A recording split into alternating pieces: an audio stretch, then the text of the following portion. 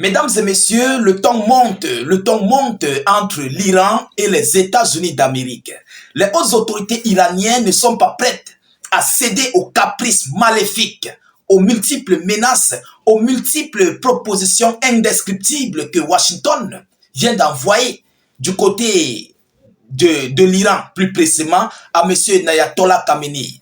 Alors, chères dames, chers messieurs, les hautes autorités iraniennes viennent de répondre sèchement à M. Donald Trump et ont dit ce qu'ils pensent à M. Trump et à toute l'administration américaine.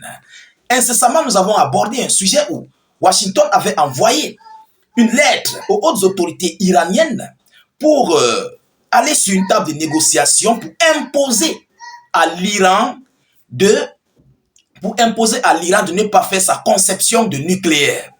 Alors, face à cette situation, les hautes autorités iraniennes, très remontées, très déterminées face à leurs ennemis jurés qui sont les États-Unis d'Amérique, ont donc décidé de répondre sèchement à M. Trump face à cette demande de négociation que Donald Trump a émise envers les hautes autorités iraniennes. Mais qu'est-ce qu'ils ont dit?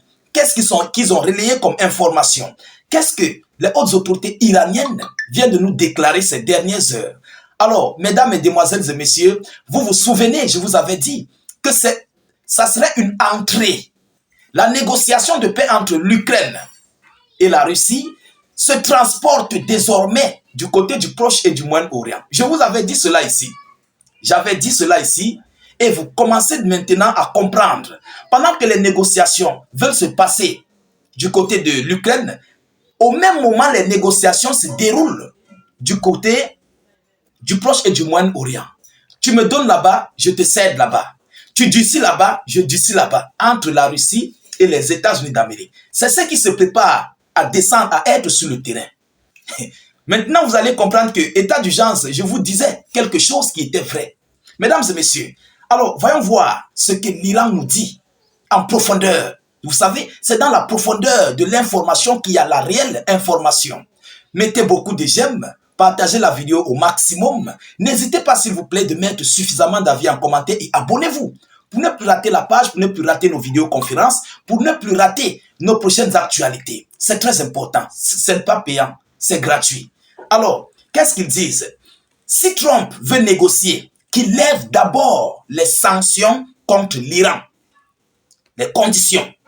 Si Trump veut négocier avec nous, qu'il lève d'abord les sanctions contre l'Iran. Sinon, nous allons faire la conception de notre arme nucléaire. Nous allons travailler notre arme nucléaire et ça verra le jour. Donc, si tu veux négocier, alors, lève d'abord les sanctions. Voilà par où les hautes autorités iraniennes abordent, envoient le message aux États-Unis d'Amérique et rejettent leurs demandes.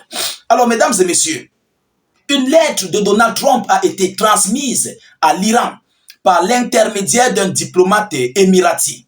Selon les informations, sans même l'avoir lu, l'ayatollah Ali Khamenei a qualifié de tromperie. Il a qualifié cette lettre de tromperie, l'offre américaine de négociation. Les Iraniens ne disent pas d'un mauvais rêve. Vous savez, ce sont des anciens. Ils connaissent un peu les États-Unis d'Amérique. Ils savent qui est M. Donald Trump. Ils connaissent qui sont les Américains. Donc, Ayatollah Khamenei, sans même avoir lu, lui c'est le guide suprême de la révolution islamique d'Iran. Vous comprenez? Ayatollah Khamenei. Lui, il connaît mieux Donald Trump que tous les autres parce qu'il est le plus ancien. C'est lui le vétéran des vétérans en Iran, au sein des cadres du CGRI et aussi même d'ailleurs au niveau des cadres du gouvernement iranien. Vous comprenez? Alors, mesdames et messieurs, Téhéran reste sur ses gardes et exige la levée des sanctions. Qui a demandé à Téhéran de le faire? Bien sûr, c'est la Russie.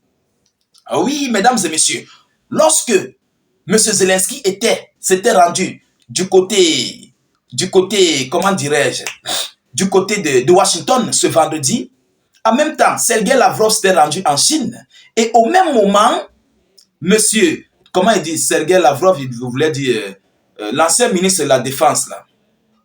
Monsieur Sergei Shoigu, je voulais dire, s'était rendu en Chine. Sergei Lavrov s'est rendu du côté de l'Iran. Ce même week-end-là, tout se coordonnait au même moment. Mesdames et messieurs, du lourd se prépare.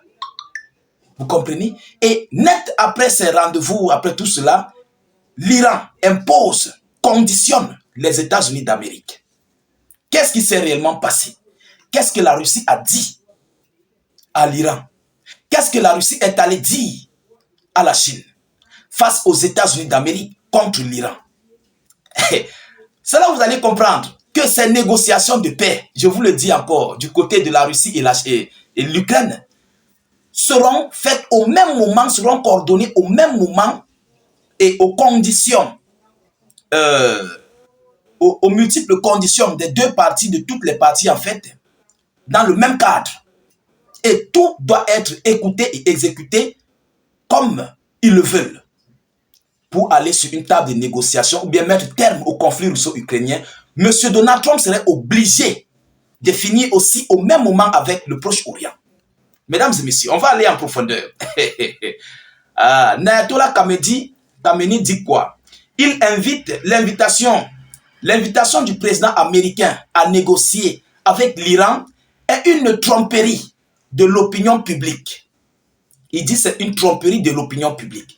L'Iran a passé plusieurs années à négocier un accord nucléaire. Mais le président américain s'est retiré de l'accord. Il s'est retiré de l'accord. Bon, l'Iran est sous sanction depuis des années.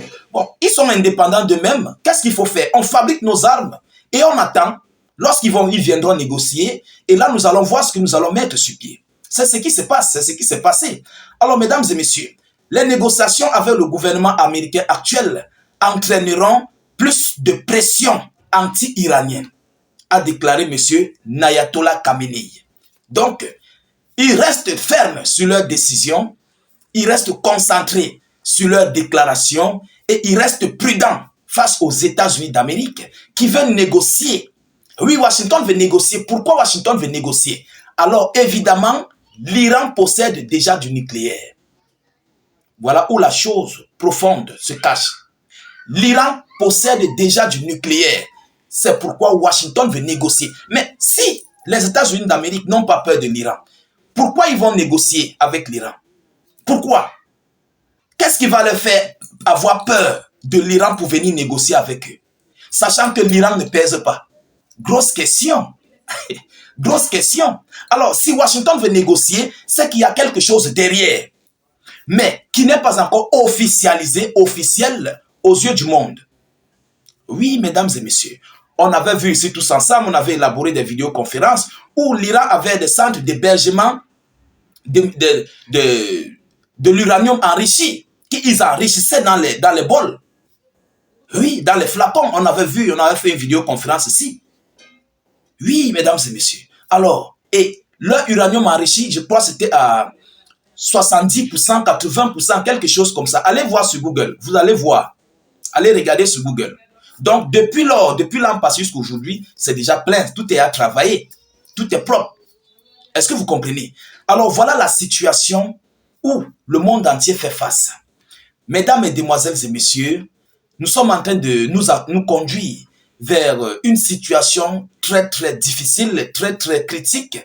Une situation qui va bouleverser le monde dans la situation géopolitique, géostratégique. Ah oui, c'est de ça qu'il s'agit. Et c'est là que la Russie et la Chine vont entrer dans la danse sur ce dossier conflictuel entre l'Iran et les États-Unis d'Amérique. Ah oui, restez concentrés, vous verrez. Partagez au maximum la vidéoconférence. Mettez-la partout à travers le monde et surtout mettez beaucoup de j'aime et suffisamment de cœur. Abonnez-vous si vous n'êtes pas encore abonné à nos multiples vidéos d'actualité. Mettez suffisamment vos informations ou bien vos déclarations en commentaire ou bien vos analyses en commentaire. Et surtout, je vous prie de mettre beaucoup de cœur sur la vidéoconférence. Je vous reviens tout à l'heure pour une prochaine série d'actualités. Soyez encore salués une fois de plus. Ciao, ciao.